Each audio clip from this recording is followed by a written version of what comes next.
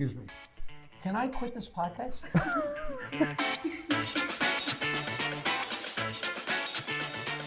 I told Eddie Murphy to stay in college so he'd have something to fall back on. I did great advice. Jackie, how about the lighter side of history? The lighter side. I'm not done laughing at my joke. Okay. I know a lot of things and I share them on the podcast and you don't care. What are we talking about? I can't get a word in edgewise on this show. I mean, it's... Here's how we sell it. Okay.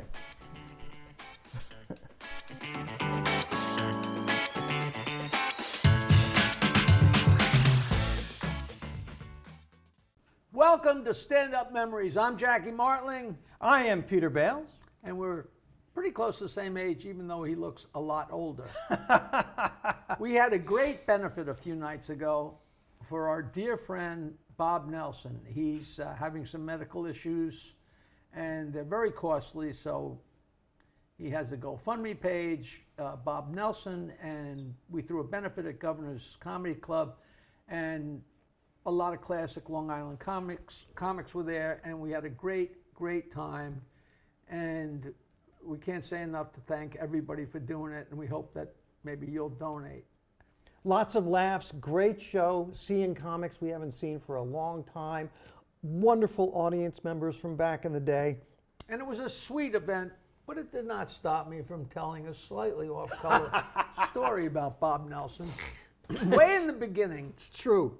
there was a group called the Magnificent Seven. It was me, Richie Minervini, Jim Myers, Bob Nelson, Rob Bartlett, Bob Woods, and Dave Hawthorne. Obviously, I've said that enough times that I remember nobody was Jewish and everybody was white, which was the last time there were 7 comics like that. And we worked all over, any group of us, 3, 4, 5, however many of us at each place. And we had a place we used to work called the Purple Onion that was way out in Blue Point, someplace on Long Island.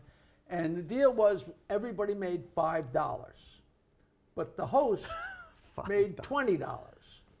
But on the way home, we would stop at a strip club, and the deal was the host of the show had to pay for the 1 round of drinks we were going to have.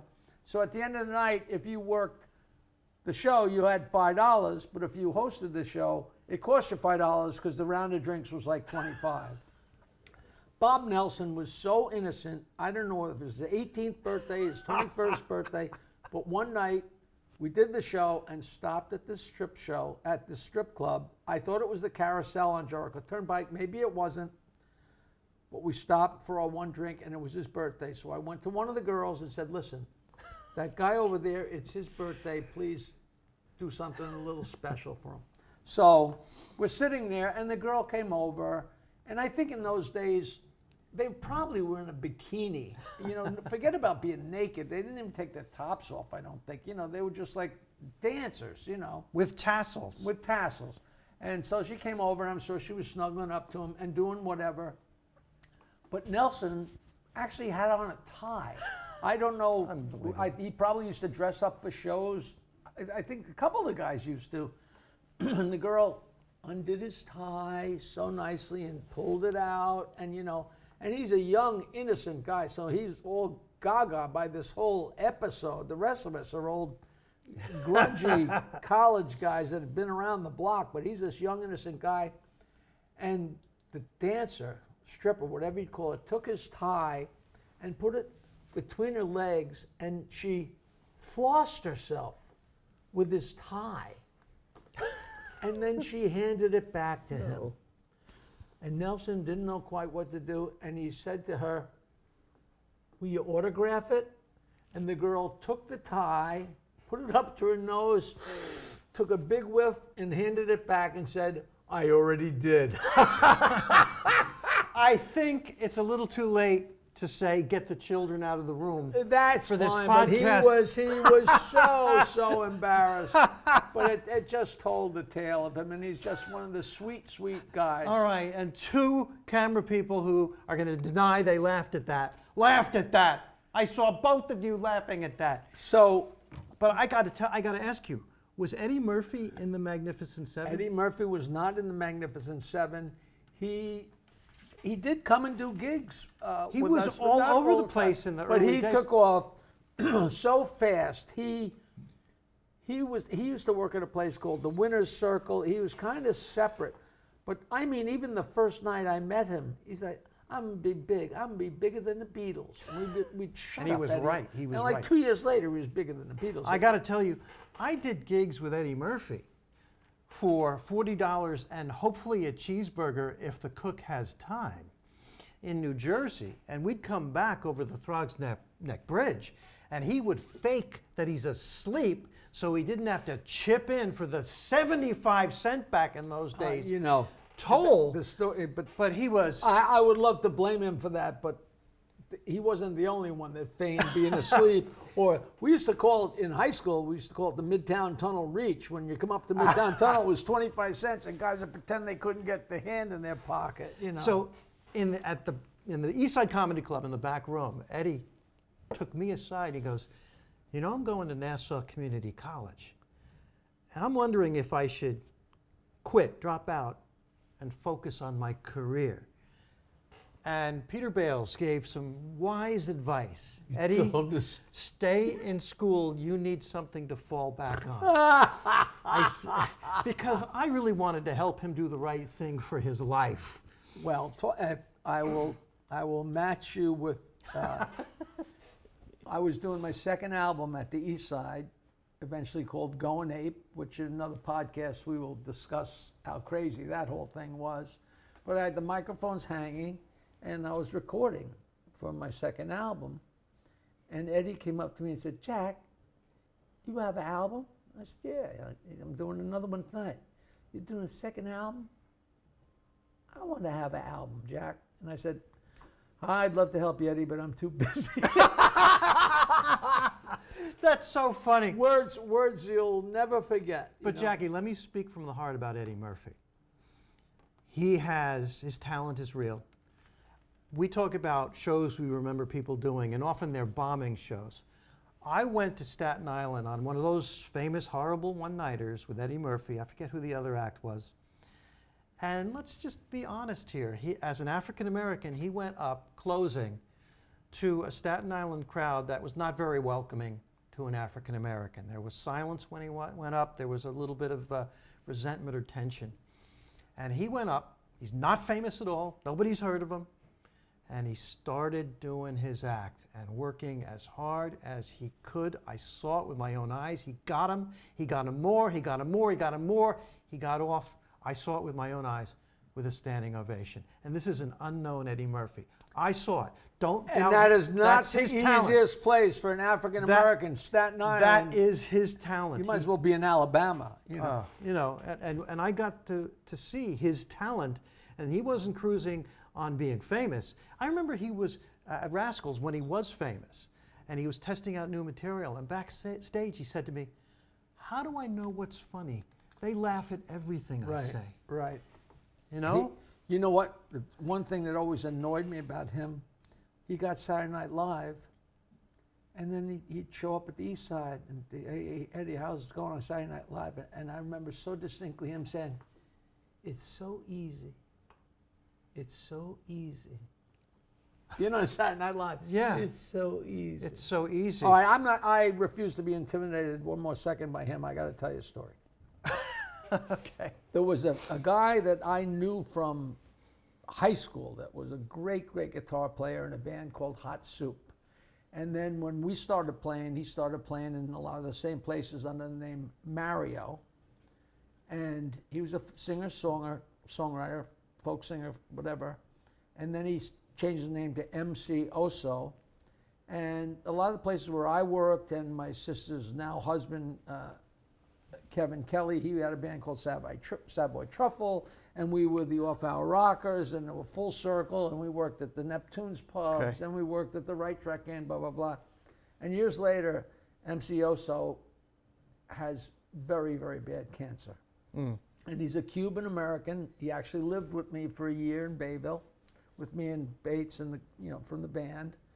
And he just was a friend. He was just a nut, a drinker and a pothead, and so talented and just a nut, photographer. And everybody loved him. You know, you wouldn't turn your head because he'd steal your wallet, but he was a great guy. And they say, listen, we've got to throw a benefit for MC Asso. And at the time, I was doing really, really well. And they said, Jackie, you got a headline. So I headlined a show at the brokerage, and all the proceeds are going to MC Oso. And he's been playing guitar forever. And the benefit was produced by his friend Mike, who was also a Cuban American. And he had a very, very pretty girlfriend who was also a Cuban American. And the benefit's coming up, he passes away. So we got to do this benefit, and they're going to use the money to bury him. But of course, you can't say anything. I can't go up there and say, the guy's dead. You know, I had to go up and do my act like nothing happened. So I went up and did my act, and then that was that. And I said, now, you know, MC's girlfriend, whatever her name is gonna, and she came out. It was a whole tear-jerking thing about, you know, MC passed away. And this beautiful, classic, red, hollow body Guild guitar. Polished red like the day it was made in like 1958. And it was so beautiful. And she was like, Mike, you know, you were his best friend, and I know he would want you to have it. And she opened up the case and took out this stunning guitar. Somebody's got to have pictures of this scene. Yeah. And called Mike over and said, I know he would want you to have it. And she hands him the guitar. And in Spanish, she says, you know, said something very sweet to him in Spanish. And I mean, you could hear a pin drop, but it was like such a pregnancy. Yeah. And I leaned over and into the microphone. I said, she just said, I think you could get about $250 for it. And the place went ape. It just went, but it was so necessary. You know, but I mean, what a line. Sometimes, you know, I've never had anybody come up and tell me they remember that. But that what a story. Classic story. It's amazing the stuff you remember about people who became huge when you knew them before they were huge. And this is kind of personal, but there's only one time in my life that my father came to see me perform as a stand-up. I couldn't handle it, he couldn't handle it. This is a guy from another world and another place who in his childhood remembered vaudeville. But he came to the East Side Comedy Club, and there's that little dressing room in the back, and Eddie Murphy was in there, and I was in there, and I took him in there, and I this will sound small, but it's just, I remember it now, and it's so huge. Eddie jumped up, shook my father's hand, called him Mr. Bales, was so nice, was so respectful, was so friendly.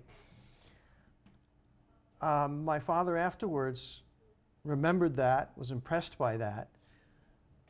And I don't know, I just was flattered by it. It just meant a lot to me. And, you know, about, you know, a year and a half later, my father said to me, do you ever run into that nice young black boy? And I said, Dad, he's the biggest movie star in America right now. And actually, no, I don't run into him anymore in the back of East Side, but thanks for asking. But, you know, it's little things like that. And I love Eddie Murphy, and I always will. And it's little that's thing. A very nice story. It's a little thing like that. I'll never forget. I love that. So talking about famous people, this is a fun story to go off on. It's a great story, unfortunately, that has to do with a horrible, horrible event. I'm ready for this. This is our big finish. Now, all right, do it. Vince D'Antona was a ventriloquist.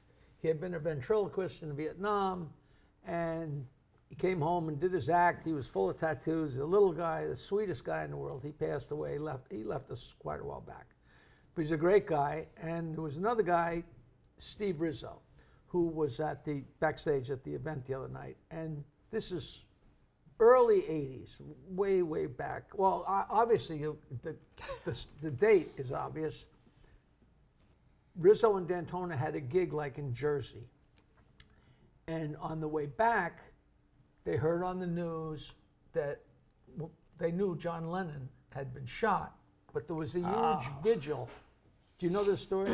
There's a huge vigil for John Lennon at the Dakota, and zillions of people, zillions of reporters and photographers and everything, and they're like, we gotta go. So they go, and they're walking around, and there's photographers, and the bulbs are going off, and the people are shooting this, and blah, blah, blah, and after a while, and then they leave. And Dantona lived somewhere on the island, but Rizzo lived further out on Long Island, and he taught even further out on Long Island. So he drops Dantona off, he goes home, and then it's already late, but he's got to wake up in the morning and drive further east on Long Island to teach.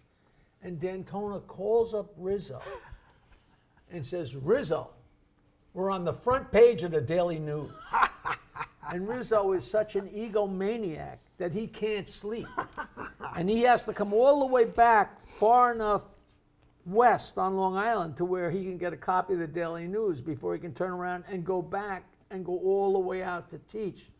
But he couldn't sleep because he's so excited. He's on the cover of the Daily News, and he comes all the way back to where the closest place was he could get the Daily News. And he picks up the Daily News, and it's an aerial shot of the Dakota. And Dantona knew damn well that Rizzo would come all the way back. We are only scratching the surface of Vince Dantona stories. An incredible guy, a tunnel rat in Vietnam, seriously wounded, becomes a terrific, the best technical ventriloquist and super funny I've ever seen. And I had a running joke with him. One time he asked me, so where are you this weekend? I'm off this weekend. And he goes, yeah, I couldn't find anything either. We love you for listening. And we assume you're listening because if you're not listening, you're not hearing this. Please drop us an email, drop us anything, but tell somebody about our podcast, Stand Up Memories with Peter Bales and Jackie Martling. Say goodnight, Dick. Good night, Dick. Hey, a new episode of Stand Up Memories every Wednesday. How exciting is that? It's starring me, Peter Bales, and right here, Jackie the Joke Man Martling. Please follow us on social media. Search it out. What is it? MeSpace? MySpace, Your space? TikTok, Instagram, Facebook. Doodah, doodah.